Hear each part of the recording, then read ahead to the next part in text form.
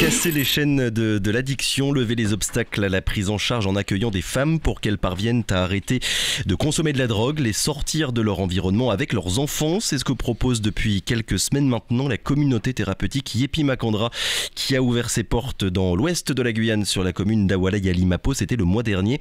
Pour en parler, nous sommes ce matin avec Farouk Amri. Donc bonjour. Bonjour Victor, bonjour aux auditeurs de Radio Pays. Merci beaucoup d'être avec nous ce matin et d'avoir accepté notre invitation. Farouk Amri, vous êtes donc le nouveau président de l'association Akatige, l'association qui a porté ce projet. On va commencer d'ailleurs par dire quelques mots sur votre association. L'Akatige, c'est une grosse association maintenant présente dans beaucoup de communes guyanaises. Je ne vais pas toutes les lister, mais on a Kourou, Awala, Cayenne, Maripasoula, Matoury, Saint-Laurent-du-Maroni.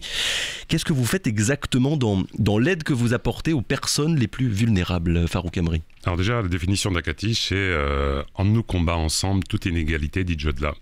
C'est une association qui présente la particularité d'intervenir sur deux champs, le champ de l'action sociale et le champ du médico-social. À peu près 120 salariés, 8 millions de budget, donc c'est une association qui a son poids en Guyane.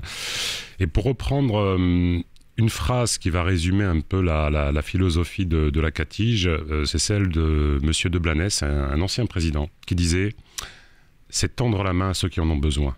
Voilà la véritable philosophie de l'Akatige. Donc c'est de venir en aide à tous ceux qui, à un moment donné, suite à un accident de parcours, suite à une maltraitance, suite à une addiction, se retrouvent livrés à eux-mêmes. À tous ces gens-là, l'Akatige est là pour leur tendre la main et essayer de les réinsérer socialement. Et tendre la main de quelle manière? On va évidemment parler de cette communauté thérapeutique à Awala, mais quelles sont les autres actions que vous proposez au sein de l'Akatige? Alors au niveau de l'action sociale, nous avons de l'hébergement social, il y a aussi un accompagnement social global avec un accompagnement au logement, de la prévention spécialisée avec tout récemment les bataillons de la prévention à Cayenne, le point d'accueil Écoute Jeune qui ne désemplit pas, la prévention de la délinquance et de la récidive, les actions d'insertion sociale, la médiation sociale, prochainement une épicerie sociale et solidaire. Où ça? À Kourou. Et nous avons le projet de créer 2 auto-écoles sociales, l'une à Kourou et l'autre à Saint-Laurent. Vous l'avez dit, grosse structure, 120 salariés. Comment est-ce que vous êtes financé majoritairement des fonds européens? Alors, pour partie par les fonds européens, notre premier financeur et à qui je tiens à rendre hommage, c'est quand même l'ARS qui nous accompagne énormément, c'est notre principal financeur. Je n'oublie pas les collectivités territoriales qui viennent en appui de ces financements et qui nous permettent justement de bénéficier de financements, mais comme on a pu l'évoquer tout à l'heure, c'est vraiment des financements qui sont fléchés sur le terrain. Que ce soit mon prédécesseur, M. François Hervé ou moi-même, nous faisons en sorte que ces financements soient directement destinés aux usagers.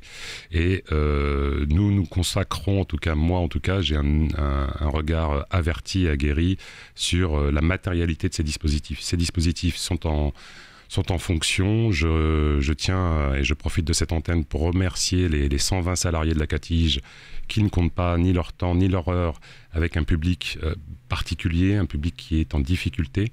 Et pour moi, ça représente un peu des héros sociaux, héros social, mais véritablement, il y a cette nécessité aujourd'hui de reprendre cette phrase d'Albert Camus qui disait « On ne peut pas être heureux tout seul ». Voilà. Pour qu'il n'y ait pas, et comme c'est malheureusement très souvent le cas en Guyane, que des annonces faites sur le papier, des promesses d'investissement et qui ne se traduisent d'aucune manière concrètement sur le terrain. Farouk Amri, si vous êtes avec nous ce matin, donc c'est pour parler de cette communauté thérapeutique. Comment ça se passe? Ça fait quelques semaines, ça y est, que les portes ont été ouvertes. Combien de femmes, combien de familles déjà est-ce que vous avez accueilli et vous accueillez depuis la fin du mois de février, même si l'ouverture était plutôt vers le mois de janvier, c'est bien ça? Alors l'inauguration a eu lieu le 28 février dernier, l'ouverture a été faite début février.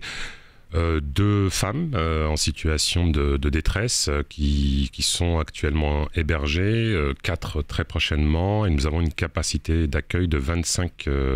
C'est une communauté thérapeutique uniquement destinée aux femmes, avec ou sans enfants. 25 femmes et 15 enfants, c'est bien ça, pour la capacité maximale. C'est ça, exactement. Sur dossier, et comme son nom l'indique, la communauté thérapeutique a ceci de particulier que toutes les décisions sont prises de façon collective. Les usagers, enfin les bénéficiaires, participent à la vie de cette communauté, y compris dans son entretien, y compris via la réinsertion, à l'aide d'acteurs extérieurs qui viennent et qui participent justement à inscrire ces femmes dans un processus de resocialisation. C'est souvent des femmes qui ont été très abîmées par la vie, hein, il faut le savoir. Nous sommes vraiment accompagnés par la mairie d'Awala Yalimappo. Oui. Et je profite aussi de cette antenne pour vous dire que nous avons, en tout cas en Guyane, si ce n'est à tout le moins, l'un des plus beaux bâtiments de France et de Navarre qui se situe à Awala Yalimappo. Oui, c'est vrai qu'on fait de la radio, on n'a pas de photos, mais est-ce que vous pourriez nous décrire cette structure? Parce qu'il faut le dire, elle est quand même très belle, tout en bois. L'idée, c'était quoi? D'offrir le meilleur cadre possible pour permettre à ces femmes de se reconstruire. Il fallait un bâtiment qui soit ancré dans nos réalités et qui reflète justement la particularité de l'image autochtone amérindienne du village d'Awala Yalimappo. C'est un pari qui a été réussi. L'architecte a eu un cahier des charges très précis. Donc c'est un magnifique bâtiment en bois. HQE que l'on appelle, donc haute qualité environnementale, avec des espaces dédiés pour les enfants, avec des espaces d'atelier pour les femmes, avec pour chacune d'entre elles un espace digne, à savoir des chambres individuelles, avec des sanitaires qui sont intégrés. Donc, et totalement gratuit. Et totalement gratuit, bien entendu. Et à le voir, c'est toujours un moment émouvant de voir cette magnifique structure qui est implantée à Awala Yalimappo, tournée vers Awala Yalimappo, hein, notamment en termes d'achat, de nourriture, etc. C'est vraiment aussi un bénéfice pour la collectivité d'Awala, avec encore une fois une étroite collaboration entre la collectivité territoriale d'Awala Yalimappo et de son maire et la Catige. On reviendra dans quelques minutes sur les liens, on va dire, qu'entretient cette communauté avec le reste du monde, le monde extérieur, mais on va d'abord s'arrêter un petit peu sur ce mot que vous avez prononcé déjà plusieurs fois depuis tout à l'heure, ce mot de communauté, parce qu'il est primordial dans ce que vous proposez. C'est pas un centre de désintoxication classique. L'idée, c'est vraiment d'avoir une approche communautaire, collective, pour que les femmes sortent de la consommation, mais aussi sortent de la solitude. C'est-à-dire qu'on ne peut pas, comme on le dit, on peut motiver quelqu'un dès lors que la personne ne se mobilise pas. Il n'y a pas de chemin sur la resocialisation. La communauté s'appelle Yepi Makandra, ça veut dire aidons ensemble. Et c'est que par la participation des bénéficiaires que nous pourrons envisager d'avoir un cheminement vers la sortie de cette communauté thérapeutique, hein, parce que l'objectif c'est pas qu'elle n'y reste pas indéfiniment. C'est vraiment un sas qui leur permet de se ressourcer, de retrouver une valeur qui est fondamentale de la dignité, d'être quelqu'un qui est en capacité de pouvoir parler. On a accueilli des publics qui sont très fragiles, des femmes qui ont vécu des situations difficiles, des femmes qui étaient dans une posture un peu prostrée.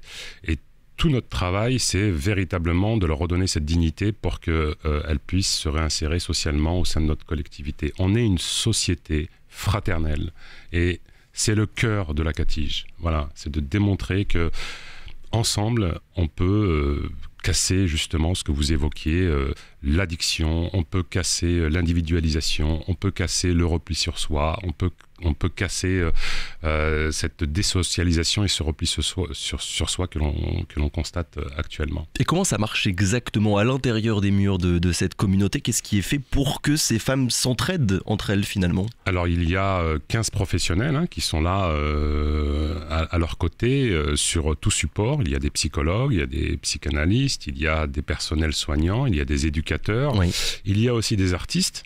Et l'idée, c'est de les emmener dans un chemin de valorisation d'elles-mêmes. C'est-à-dire que jusqu'à présent, elles avaient un parcours de vie dans lequel leur propre rapport, en tout cas l'effet miroir, et bon, c'est quelque chose que l'on connaît, était négatif.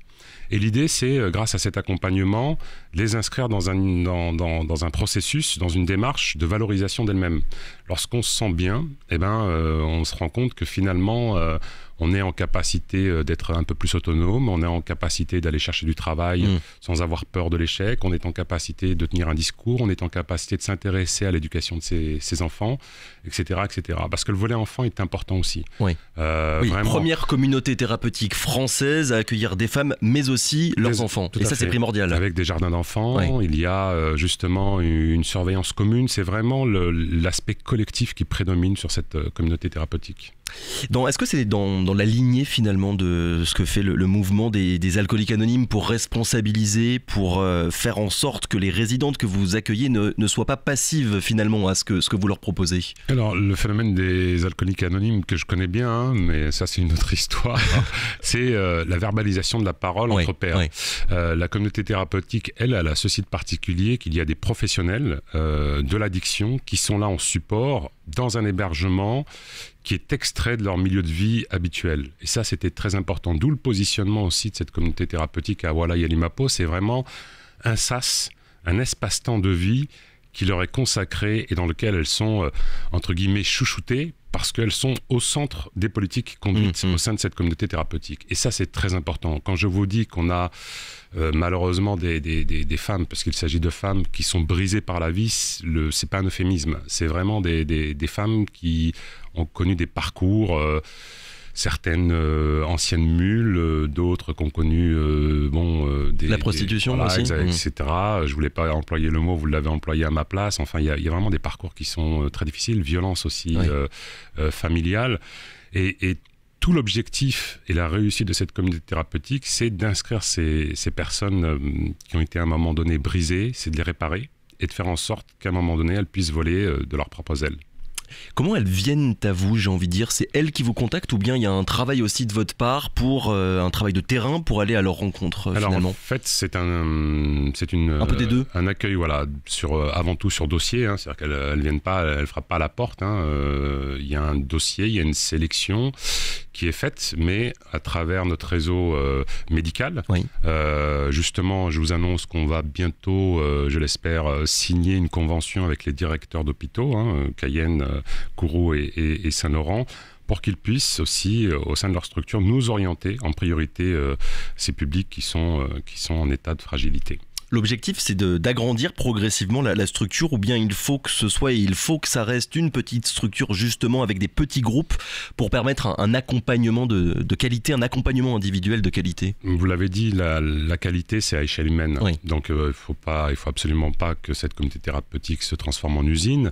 De l'autre côté, nous avons aussi pour ambition d'investir entre guillemets les communautés de l'intérieur, et en l'espèce Maripasoula, dans lequel nous allons créer aussi une structure d'accueil très rapidement, mais voilà, c'est des petites structures à échelle humaine qui permettent aux gens d'avoir les mêmes interlocuteurs, de ne pas être noyés dans la masse et d'avoir la sensation d'être accompagné individuellement. Pourquoi être parti jusqu'à Awala Yalimapo, Farouk Amri? J'allais dire pourquoi pas, mais ce qui est très intéressant, c'est que nous souhaitions, la volonté de la Catich, c'est de rayonner à l'échelle du territoire. Nous avons eu une écoute active de la part du maire d'Awala Yalimapo qui a souhaité et qui a œuvré véritablement pour que cette structure naisse sur son territoire. Et ça permet d'avoir une structure médico-sociale excentrée de l'île de Cayenne, et c'est toute la volonté, je crois, qui est recherchée par les politiques en général et par la Catich. C'est vraiment d'être présent sur tout le territoire guyanais. Comment ça se passe dans le rapport avec le monde extérieur? Ces femmes, elles sont totalement coupées du monde, elles sont totalement coupées de ce qui se passe ailleurs, ou bien quand même elles gardent contact avec de la famille, des proches qui sont à l'extérieur? Non, c'est pas du tout une prison. Il y a des règles de vie. Personne ne peut pas rentrer à 23h, etc. Mais justement, la communauté thérapeutique a ceci de particulier qu'elle est tournée vers la ville d'Awala Yalimapo. Je pense à des choses toutes bêtes, mais j'ai demandé à ce que les frais de nourriture, etc., soient achetés directement à Awala. Il faut qu'il y ait un rapport économique en droite ligne entre la ville d'Awala et la communauté thérapeutique. Il n'est pas question d'aller à Saint-Laurent faire des courses, sauf manque criant, mais on souhaite une structure structure qui soit pleinement intégrée à la ville. Voilà. Donc l'idée c'est vraiment de les isoler d'un côté, mais ne pas faire en sorte qu'elles soient totalement hors du monde et qu'ensuite le retour à la vie normale, une fois qu'elles sortent de cette communauté, ne se fasse pas de manière trop difficile en quelque sorte. C'est exactement ça. Comment ça se passe au jour le jour? Qu'est-ce qui est fait exactement? Est-ce qu'il y a un emploi du temps structuré avec des activités, des tâches diversifiées? Tout à fait. Il y a le fait que ces mêmes bénéficiaires participent pleinement à l'entretien de ce bâtiment. Hein. C'est pas l'hôtel. Hein. Oui, non. Donc ça participe aussi du processus de resocialisation et de responsabilisation.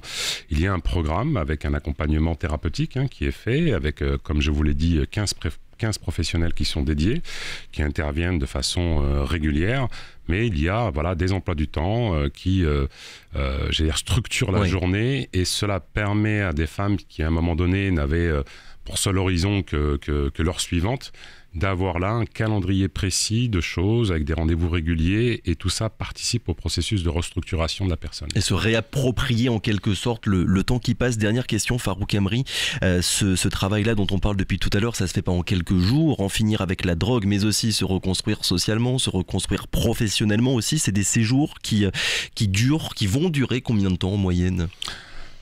Ça dépend de la personne en fait, de sa sensibilité, de son écoute, de son investissement, mais plusieurs mois en tout cas. Voilà, on souhaite pas avoir, ou définir un calendrier trop strict en fonction. Puis, je pense que quand les personnes sont resocialisées ou quand elles s'estiment suffisamment armées pour pouvoir affronter à nouveau la vie, elles demandent à quitter d'elles-mêmes la communauté thérapeutique. S'il y a des auditeurs ou des auditrices d'ailleurs qui veulent entrer en contact avec vous, comment ça se passe? Akatige dans Google, on tombe directement sur votre site. Akatige.fr. Voilà. Vous avez tous les renseignements qu'il faut. Merci beaucoup Farouk Emri, président donc, le nouveau président de l'association Akatige, pour parler de cette communauté Yepi Makandra, communauté thérapeutique à Awalay Ali Mapo. Merci encore, bonne journée à vous. Merci. Radio Pays.